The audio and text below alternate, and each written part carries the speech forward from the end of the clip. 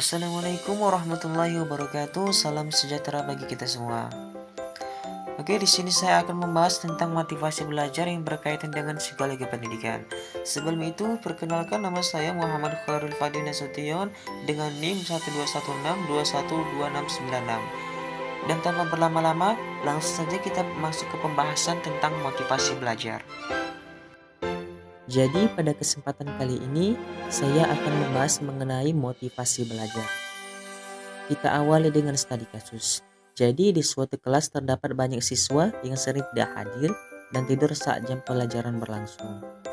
Dan jika kita kaitkan kasus tersebut dengan topik pembahasan kita pada kesempatan kali ini, tindakan para siswa merupakan pengekspresian diri dari kurang tertatiknya mereka terhadap pembelajaran mereka yang sedang berlangsung karena kurangnya motivasi diri. Untuk dapat memahami kasus ini lebih lanjut, maka saya akan menjelaskan mengenai pentingnya motivasi belajar terhadap siswa. Yang perlu kita ketahui dengan jelas adalah pengertian dari kata motivasi. Jadi kata motivasi sendiri diambil dari bahasa Latin yaitu movere, yang artinya dorongan dari diri sendiri untuk mencapai sesuatu yang dikehendaki. Jadi dapat disimpulkan bahwa motivasi belajar artinya adalah dorongan dari diri siswa untuk mencapai tujuan belajar, misalnya pemahaman materi atau pengembangan belajar. Jadi, jika dikaitkan dengan studi kasus yang sedang kita bahas, pada intinya siswa memerlukan adanya motivasi belajar. Karena dengan adanya motivasi, siswa akan senantiasa semangat untuk terus belajar tanpa ada paksaan dari pihak manapun. Cara menumbuhkannya bukan tentu perkara yang mudah, karena setiap siswa memiliki karakter dan keinginan yang berbeda-beda. Hal ini tentu tidak sepenuhnya menjadi tanggung jawab guru, namun orang tua tetap memegang peran yang penting dalam untuk membangun sebuah motivasi belajar. Selanjutnya kita akan membahas mengenai pentingnya motivasi dalam belajar. Jadi, terdapat korelasi positif antara motivasi dan prestasi akademik. Secara sederhana, dapat dikatakan bahwa apabila anak tidak memiliki motivasi belajar, maka tidak akan terjadi kegiatan belajar pada diri anak tersebut. Dan apabila motivasi anak itu rendah, umumnya diasumsikan bahwa prestasi anak yang bersangkutan akan rendah juga. Motivasi juga memperlancar belajar. Secara historik, guru selalu mengetahui kapan siswa perlu dimotivasi selama proses belajar, sehingga aktivitas belajar berlangsung lebih menyenangkan, arus komunikasi lebih lancar, menurunkan kecemasan siswa, meningkatkan kreativitas dan aktivitas belajar. Selanjutnya, kita akan membahas mengenai faktor-faktor yang mempengaruhi motivasi belajar.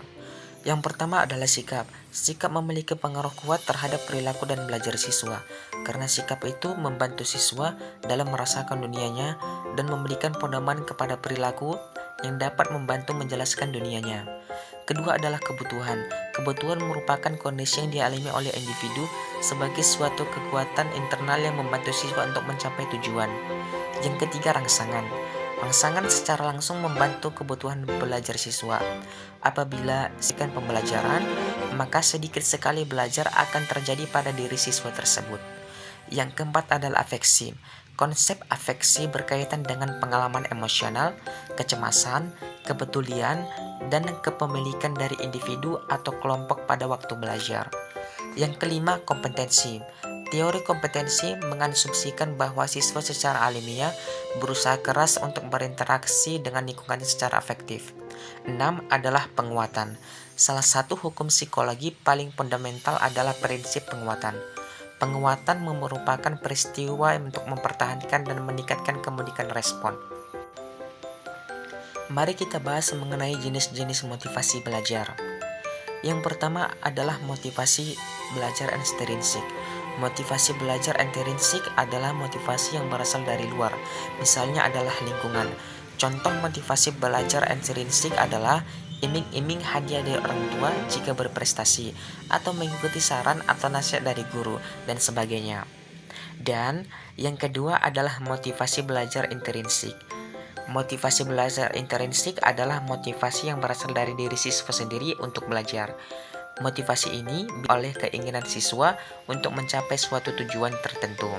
Misal berprestasi, masuk sekolah favorit, membanggakan orang tua dan sebagainya. Selanjutnya kita akan membahas mengenai cara meningkatkan motivasi belajar siswa. Yang pertama dengan cara membangkitkan minat belajar. Mengait pembelajaran dengan minat siswa adalah sangat penting. Dan karena itu, tunjukkanlah bahwa pengetahuan yang dipelajari sangat bermanfaat bagi mereka. Yang kedua, memanfaatkan media seoptimal mungkin. Bapak atau ibu bisa memanfaatkan media salah satu motivasi belajar siswa. Melalui media, siswa bisa mendapatkan hal baru yang belum pernah mereka dapatkan sebelumnya. Yang ketiga, menggunakan metode penyajian yang menarik.